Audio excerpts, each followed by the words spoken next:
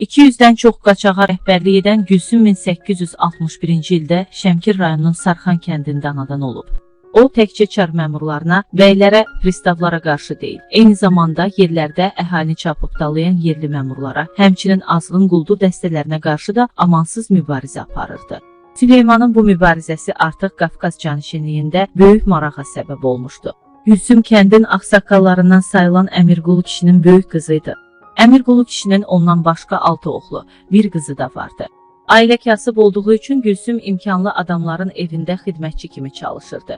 18 yaşlı qızı qardaşları işləməyə qoymasalar da, o, ailəsinə dəstək olmaq üçün çalışmağa üstünlük verirdi. Qapıya bir neçə dəfə elçi gəlsə də, cehiz toplamaq imkanları olmadığı üçün imtina etmişdi. Bu, həyat belə davam edəcəkdi. Lakin Gülsümün həyatını dəyişən o müthiş gün olmasaydı, 2 ildən çox vergi vermədiklərinə görə pristavın və kəndxudanın onun evinə gələrək ailəsinin qarşısında atasını təhqir etməsi bir yana, qaynar samovarı Əmirqulu kişinin kürəyinə sarıyıb zülm etmələrinə dözə bilməyən Gülsüm evin içində pəncərədən güllə ilə pristavı vurur. Həmçinin bunu görüb qaçmaq istəyən kəndxudanı da güllələyir. Hər ikisi ölür. Bu hadisə onun həyatını dəyişir. Səhəri gün hökumət adamları kəndi mühasirəyə alıb qatili tələb edirlər. Qardaşlarının qabağa düşüb asılmasına razı olmayan Gülsüm onlardan birinin paltarını geyinib evdən qaçır və meşədə gizlənir. Xəbər göndərir ki, pristav və kəndxudanı vurub, heç kimdə günah axtarmasınlar. O zamanlar qaçaqlıq edən Kərbəlayı Əsgər, Məşədi yolçu və Bayramqulu bu hadisəni eşidib qızın ardınca meşəyə gəlirlər. Meşədə kişi paltarında birini görüb adını soruşurlar. Adım Süleyman'da deyib onları inandıran Gülsüm yalandan and içir ki, onların axtardığı Gülsüm onun bacısıdır. Sonra Gülsüm Şəmkir ərazisində başçısı Çaqqal Səlim olan dəstəyə qoşulur. Lakin Səlimin fikri çoxlu var-dövlət toplayıb İrana qaçmaq idi. Buna görə kasıbların da qarşısını kəsir, əllərində olan qalanı alırdı. Bu isə Gülsümün xoşuna gəlmirdi. Çaqqal Səlimin öz dostunu öldürüb qızıl gümüşünü ələ keçirməsi və bir çobanın sürüsünü aparıb Göyçədə satmasını görən Gülsüm daha buna dözmür. Çaqqal Səlimin yeməyinə bihuşları qatır və sonra da başını kəsir. Daha sonra Kərəmin dəstəsinə qoşulur. Kərəm onu dostu Ağseydə tapşırır. Qorxulu bir döyüşdə Süleyman İgid Şahin kimi böyük hünər göstərib dostlarını Qara Qorxudan çıxarır. Qaçaq Süleyman, Muxtar bəy kimi atsan qazanan Gülsümün qəhrəmanlıqlarını görən qaçaqlar onu özlərinə başçı seçirlər. Süleyman artıq hökumətin gözündə təhlükəli qaçaq idi. Dəfələrlə jandarm və kazaklarla döyüşdə qələbə qazanan Gülsüm qiyabi ona dəstək olan qaçaq Kərəmlə görüşmək üçün gecəliklə Araz çayını keçib Cənubi Azərbaycana gedir. Lakin yemək yedikləri yerdə çoxsaylı qarasoran gəldiyini görüb atışmaya başlayırlar. Bu zaman o əsir düşür. Onu zindana salırlar. Həmin vaxt qaçaq Kərəm də İranda yaşayırdı. Məsələni ona danışırlar. Kərəm onun yanına gedir və onunla tanış olur.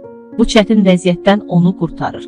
Hətta Kərəm də onun qadın olduğunu bilmir. Bir Azərbaycanlı həm yerlisi kimi ona kömək edir.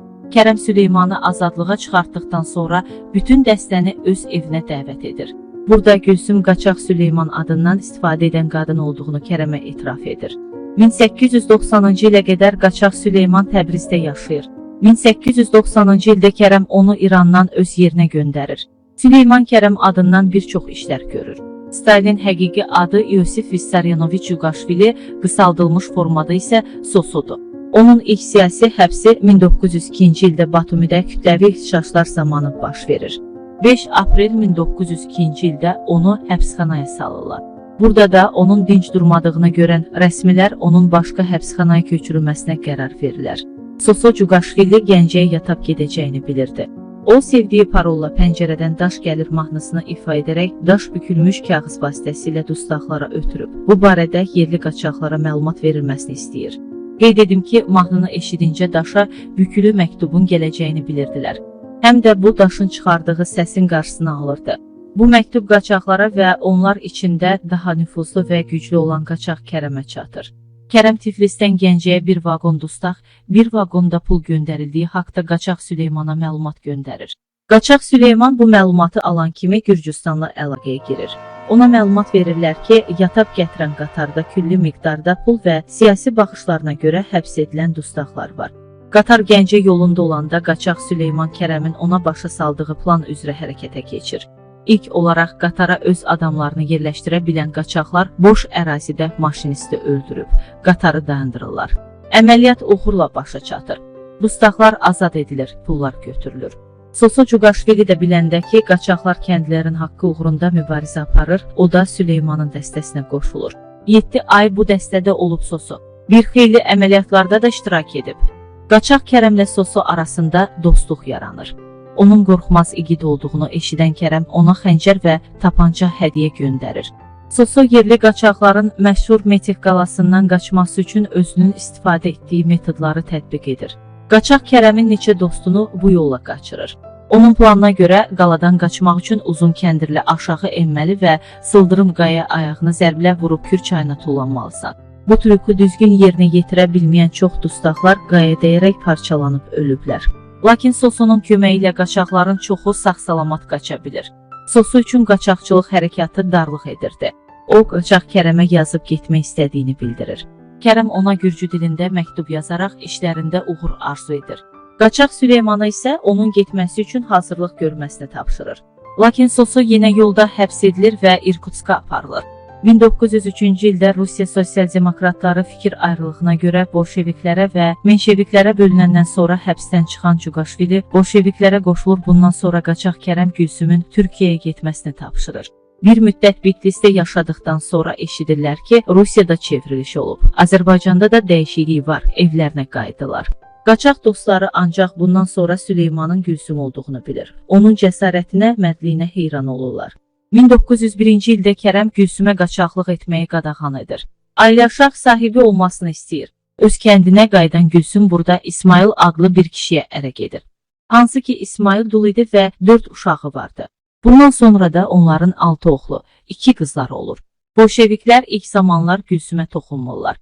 Lakin ermənilər Gülsümə göz verib işıq vermirlər. Nəhayət 4 erməni milisi gəlib onun hamilə gəlinini zorla işə aparmaq istəyəndə əlini silah alan Gülsüm milislərin 4-ünü də yerindəcə güllələyir. Onu həbs edirlər. O, məhkəmə zamanı Stalinə xəbər göndərilməsini tələb edir. Bu xəbər Bağırova çatanda Stalinə məlumat göndərir ki, bir qadın qətl törədib, lakin mütləq rəhbərə xəbər göndərir ki, onu şəxsən tanıyır. Bunu eşidən Stalin dərhal Bağırova zəng vurur və əmr edir ki, Gülsümü azad etsinlər. Oğlunu da kolxoz sədri qoysunlar. Çünki o qadın onun ən yaxın dostudur. Bu zaman Mikyoyan Stalinə deyir ki, axı qadın qatildir. 300-dən çox erməni öldürüb. Stalin bunu eşidib hirslə deyir ki, çətin günlərdə 7 ay bu qadının çörəyini yeyib, himayəsində olub. Belə dost bütün hər şeydən dəyərlidir. Deyilənə görə Gülsüm 101 il ömür sürüb, 1962-ci ildə dünyasını dəyişib. Onun qəbri Şəmkirin Sarxan kənd qəbristanlığındadır.